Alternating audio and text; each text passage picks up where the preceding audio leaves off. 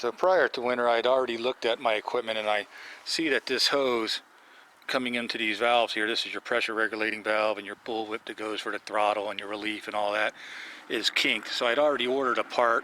So one of the things I'll do this winter is actually take this copper hose off coming off of this air line that fills the tanks, and I'll replace this piece of copper because that twisting right in here is not good for it.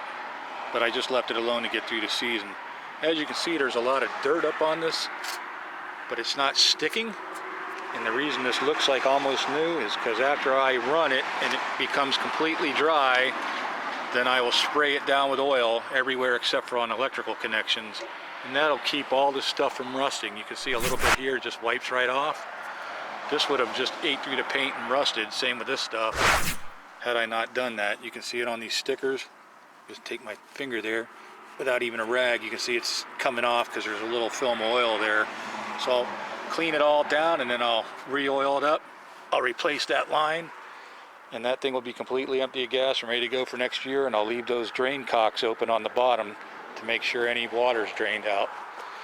On the pressure washer, this is the little 4 gallon a minute unit. Same thing, I'll run it having the pop off, or not the pop off, but just a hose going and set it to a wand right to my buffer tank. And then I'll wipe it all down and keep it clean.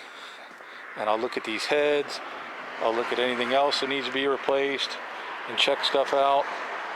You know, but I know everything's fine on this, and then I'll spray it all down just like I did with the other to keep all this stuff from getting rusty or corroded or whatnot.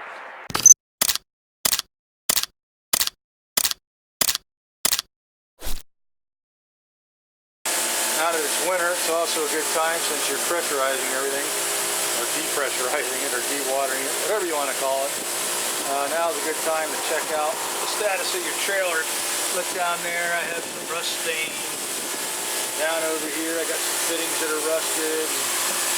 This is a linoleum floor that was in the trailer when I got it several years ago. Basically, you know, after every wash, I just rinse the whole trailer down inside with the low pressure hose with fresh water, so I don't get a whole lot of buildup. And my chemical tanks, they're empty every time I use them, so that's a chemical tank there. That says main number 2. The other one's over there if I have to have 2 of them. And basically I fill it with water from the top right here, and then put my chemical in, put my soap in, and do it. If I have, that's a 35 gallon. If I need a bigger tank, then I use the other 35 gallon, like if I'm doing a roof. If I need anything bigger than that, then we're using the other trailers. But, you know, I'll replace these couple little fittings. I don't know, maybe in another year or 2, I might rip this linoleum out and rhino line it, but the floor is solid. I rinse it all the time. There's no rot underneath. I keep it inside. I don't haul it out in the wintertime in the salt.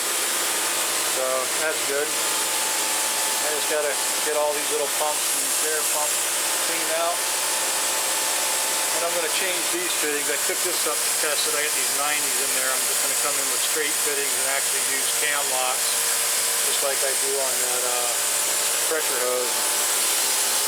I did that before on my pumps on my other trailer. I just didn't do it on this trailer. I slapped everything together real quick because I was in a hurry. So this will all be hooked up. You know, the accumulator the way it is, then I'll go a cam lock here, cam lock there, and here a cam lock, there a cam lock, everywhere a cam lock. And then if the accumulator ever goes bad, I'll put in cam locks in between them. But for right now, they work fine. You know, I'm still getting 35, 40 feet out of these pumps when I'm pushing them, even with the 90s on the inlet and the 1/2 inch. But I'm going to cam lock that 3/4 and make that at least 3/4 hose coming out of here. Okay, see you later. So also in winter time, I'm looking at different things I have, spare parts.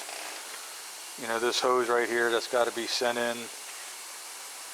Got to get some ends put on it. It busted real close to the end, and the reason it did that is because of the way I got this thing hooked up. You know, inside there, one day I got to take this hose off. But inside that hose, it just has the 90-degree elbow. It bent, so I replaced the hose, this one in there, and then put that one. And then one of my guys that used it This hose is supposed to Velcro to this hose and then continue rolling it. He just rolled it right up so you can see where those lines are kinking now. They haven't busted through, but I got to take this whole thing off and redo that. But anyway, so you look for things that you want to modify or things you got to fix, you know, parts you put away, maybe organize them a little better. For example, in this 8-gallon, there was a gas tank here I'm taking off. You just saw it a little bit ago. I just took it off while that was running. But anyways, it goes to this thing up here, and the problem is there's no drain on it, and it's on a weird, funky kind of a little bracket system they put in there. So basically, that California Air, you draw fuel from here, but then this goes up through that canister and through the engine, and the vacuum makes it, you know, go up through that canister and everything, and puts the fumes back in the can or whatever. I don't know what it's doing. Anyways, I hate it. There's no drain on it. Normally, I'm pretty good about, you know, when I fill my stuff up, the last job or whatever, I put a little bit in, run the engine all the way down. I don't have to worry about it. But this one, it's a pain. So I'll probably take those brackets off and take that coil thing off and mount it a different way because you can't get to it. So that way I can take this off and either empty it real quick, but to be quite honest with you, the more I look at this dumb gas can that they put on here, I'll probably just get rid of it and get a regular 6-gallon tank with a little primer bulb, and it'll stay primed and be better anyways. So that's a project for the winter, you know, that'll be in another tape later. You know, I got this in the trailer, there's broken parts, I got that hose over there, I got a couple guns I got to put together, I got all kinds of little stuff, you know, that I've got to sort through and clean up, and that's how the wintertime goes around here, so that's what we'll be doing. Hey everybody, thank you so much for watching my videos. I really hope you enjoyed them. If you have a comment or a question, leave it in the comments section below. I'll be glad to answer it as soon as I can, or maybe one of my subs will. But remember, please hit that subscribe button that's going to pop up, and YouTube is going to put more videos for you to watch over here. So enjoy yourself, grab the popcorn, and just remember, we really appreciate you being part of our family and subscribing to our channel. All the support you give us has been wonderful. So have a great day, and we'll see you on the next video.